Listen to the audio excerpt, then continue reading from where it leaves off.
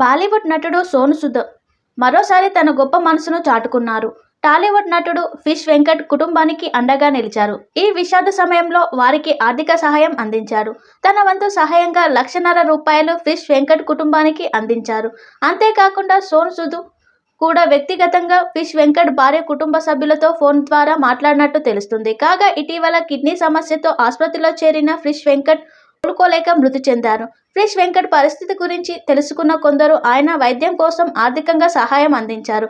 అయినప్పటికీ సరైన సమయంలో కిడ్నీ ట్రాన్స్ప్లాంటేషన్స్ జరగకపోవడంతో చికిత్స పొందుతూ తుదిశ్వాస విడిచారు. కాగా జూనియర్ ఎన్టీఆర్, అదుర్స్ సినిమాలతో ఫేమస్ అయిన ఫిష్ వెంకట్ పలు టాలీవుడ్ చిత్రాల్లో మెప్పించారు.